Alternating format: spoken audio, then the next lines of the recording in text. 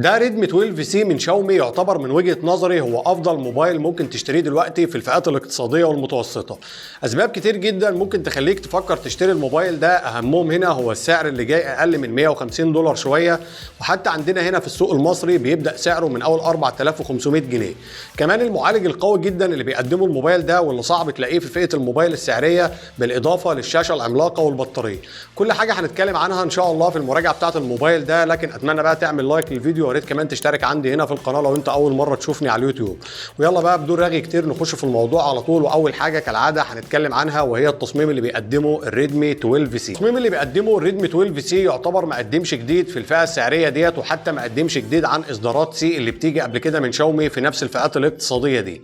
لازال هنا الموبايل جاي بظهر وفريم من البلاستيك، والنسخه اللي معايا ديت بتيجي بلون ازرق غامق كده او بلون كحلي، وعليه تضليعه بشكل عرض كده بتخلي شكل التصميم شيك بصراحه. الكاميرات بتيجي في اعلى ظهر الموبايل منفصله عن الظهر بتاع الجهاز كده في المربع اللي انتوا شايفينه ده، وبيجي جنبهم قارئ البصمه الصغير جدا ده، وعليه من فوق كده كلمه ريدمي. في الموبايل من الاسفل بقى عندك السماعات الخارجيه، بالاضافه لمنفذ الشحن عن طريق المايكرو يو اس بي، بالاضافه كمان ان من فوق بيجي منفذ 3.5 مللي. من قدام بقى مفيش اي جديد برضه في التصميم، لازالت هي نفس الشاشه اللي شفناها قبل كده على موبايلات شاومي الاقتصاديه، واللي غالبا هتشوفها على كل الموبايلات الاقتصاديه في الفئات السعريه دي. بتيجي بحافه سفليه كبيره شويه، ومن فوق بتيجي بالووتر دروب نوتش. التصميم زي ما شفنا مش هنقف عنده كتير، يعتبر مفيش فيه حاجه جديده لا في الفئات الاقتصاديه ولا حتى عن الاصدار السابق من السلسله دي. شيء الجيد هنا ان ظهره الموبايل مصنفر، وبالتالي مش هيبصم معاك بشكل كبير ولا حاجه. بعيد بقى عن نقطه التصميم ديت، ايه اخبار المواصفات والعتاد اللي بيقدمه الموبايل ده، واللي بالمناسبه هنا حاجه ممتازه، ويعتبر حاجه هتكون مهمه جدا، واي حد ممكن يفكر يشتري الموبايل ده هيشتريه بسبب المواصفات الداخليه تحديدا.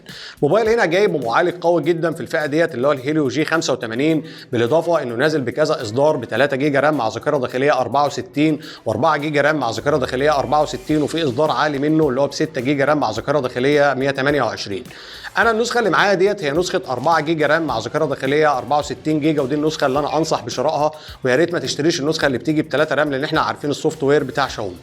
في النهايه المعالج ده يعتبر معالج ممتاز جدا في الفئه ديت، هيديك تجربه ممتازه جدا بالنسبه لاستخداماتك اليوميه، بمعنى هتقدر تفتح عليه كل تطبيقاتك اللي ممكن تستخدمها في استخدامك اليومي، مواقع التواصل الاجتماعي، فيسبوك، اي حاجه من الحاجات ديت هتفتح عليه، تيك توك، اي حاجه من الحاجات اللي هتستخدمها في استخدامك اليومي الموبايل هيعملها معاك بشكل كويس جدا. الحاجه الثانيه بقى، ودي حاجه هتكون مهمه جدا عند الناس اللي مهتميه منكم بالالعاب، وهو اداء الموبايل هنا في الالعاب بفضل المعالج اللي هو الهيليو جي 85 ده.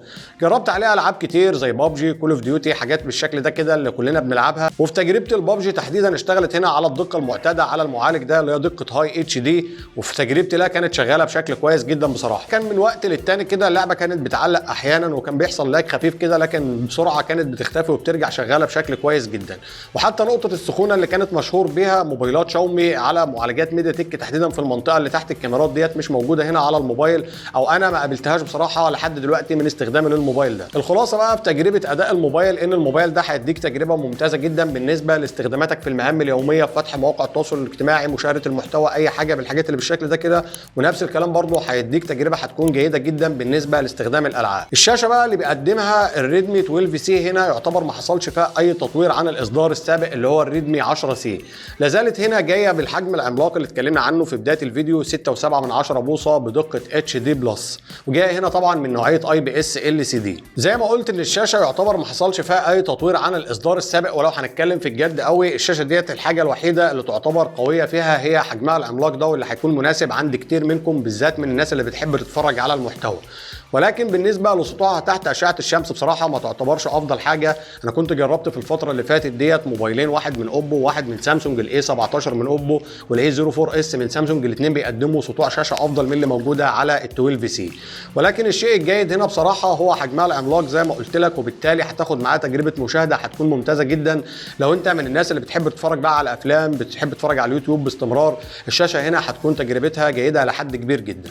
صحيح طبعا لو كانت برضو الشاشه الشاشه هنا جايه بدقه مرتفعه شويه اللي هي فول اتش دي، بالتالي كانت هتفرق في اداء الشاشه وانت بتتفرج على المحتوى تحديدا، ولكن بشكل عام ادائها من الناحيه ديت تحديدا كان متزن جدا معايا وما اشتكيتش منها بصراحه. بالنسبه بقى للكاميرات اللي بقدمها الريدمي 12 سي هنا، ودي حاجه من وجهه نظري اللي شاومي بتعرف تعملها كويس بالذات في الفئات الاقتصاديه والمتوسطه. الكاميرات هنا جايه بالمفروض يعني ان هم 3 كاميرات ولكن اعتبرهم كاميرتين بس. الكاميرا الرئيسيه جايه بدقه 50 ميجا بكسل، وعندك الكاميرا الاماميه بدقه 5 ميجا بكسل، والكاميرا الثانيه اللي موجوده ورا ديت اعتبرها مش كاميرا، هي المفروض ان هو سنسور هيساعد في البورتريه، ولكن بصراحه ملوش اي لازمه هنا على الموبايل. المهم في تجربتي للكاميرات هنا النتائج اللي بتطلع من الكاميرا الرئيسيه كانت معقوله جدا، ونقدر نقول عليها ان هي في اوقات كتير بتكون جيده. لما بتكون الاضاءه كويسه معاك بتطلع نتائج منها بتكون مذهله بصراحه، وفي صور كتير منها الموبايل هنا بيحافظ على الديناميك رينج وبيكون مظبوط بشكل كبير جدا. يعني نقدر نقول ان الموبايل بالنسبه للسعر اللي هتدفعه فيه نتائج الصور اللي بتطلع منه تعتبر معقوله جدا. برضو نفس الكلام هنا بالنسبه للنتائج اللي هتاخدها من كاميرا السيلفي اللي جايه بدقه 5 ميجا بكسل. الصور احيانا بتكون حلوه احيانا تانية بتكون مش حلوه على حسب ظروف الاضاءه على حسب وضع التصوير بتاعك. بشكل عام الكاميرات انا حكمي عليها على الموبايل بالنسبه لفئته السعريه والمبلغ اللي انت هتدفعه فيه تعتبر معقوله جدا. بالنسبه بقى للجانب العملي اللي هتاخده من الموبايل هنا، وهنبتدي بالكلام اول حاجه عن البطاريه اللي جايه بقوه 5000 ملي امبير وبتدعم شاحن لحد 10 واط بس. طبعا للاسف الشديد بتدعم الشحن عن طريق المايكرو يو اس بي، والمفروض شاومي يعني هي اللي بتاخد الخطوات الجريئه ديت، كانت نزلت على الاقل في الاصدار دوت الشاحن عن طريق اليو اس بي سي، كان هيفرق طبعا في الموبايل بشكل كبير جدا. ولكن بشكل عام اداء البطاريه كان موزون جدا بصراحه. استخدامي للموبايل في اوقات كتير وانا بلعب عليه ببجي تحديدا عدى معايا استخدام فوق المتوسط، وبرده البطاريه كانت بتكمل معايا اليوم ما كانش فيها اي مشكله. بالنسبه للشبكات على الموبايل هنا، بالنسبه لشبكه الواي فاي وشبكه الاتصالات نقدر نقول عليهم ان هم شغالين بشكل معقول. شبكه الواي فاي شغاله بشكل كويس، برضه شبكه الاتصال ما تعتبرش افضل حاجه، وان كنت برضه ما اشتكيتش منها كتير زي موبايلات سامسونج مثلا اللي جربتها في الفتره الاخيره كانت بتبقى الشبكه اسوأ من اللي عليها على شاومي بصراحه. بالنسبه كمان للصوتيات هنا تعتبر معقوله الى حد كبير جدا. الصوت من سماعه المكالمات شغال بشكل كويس جدا ويعتبر عالي كمان.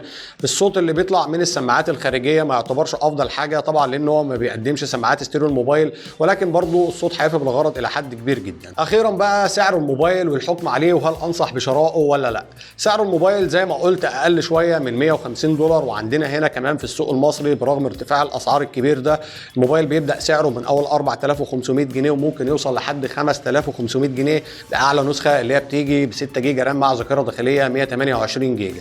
بشكل عام الموبايل بالمقارنه بالمواصفات اللي بيقدمها وبالسعر بتاعه وبتجربه الاداء اللي خدتها منه في المهام اليوميه وفي الالعاب تحديدا يعتبر ممتاز جدا. كمان بيقدم شاشه عملاقه وبطاريه تعتبر في تجربتي لا تعتبر موزونه جدا، فيعتبر واحد من وجهه نظري من افضل الموبايلات اللي ممكن تشتريها في الفئات الاقتصاديه. نقطه اخيره بقى متعلقه بالناس اللي دايما بتسال على السوفت وير بتاع شاومي، هل السوفت وير مستقر؟ هل بيحصل فيه مشاكل كعاده الاجهزه القديمه ولا لا؟ برضه ما اقدرش اجزم لك بحاجه زي ديت. في فترتي الاستخدامي للموبايل دي بتكون فتره قصيره مش على المدى الكبير، ولكن على المدى الطويل لو حصل اي مشكله من اي نوع له علاقه بالسوفت وير هسيبها لكم في تعليق مسدد. وبس كده، اتمنى بقى يكون الفيديو عجبكم. ما تنسوش تعملوا لايك للفيديو، ويا ريت كمان تشترك عندي هنا في القناه لو انت اول مره تشوفني على اليوتيوب. واشوفكم فيديوهات جايه كتير، والسلام عليكم ورحمه الله وبركاته. سلام.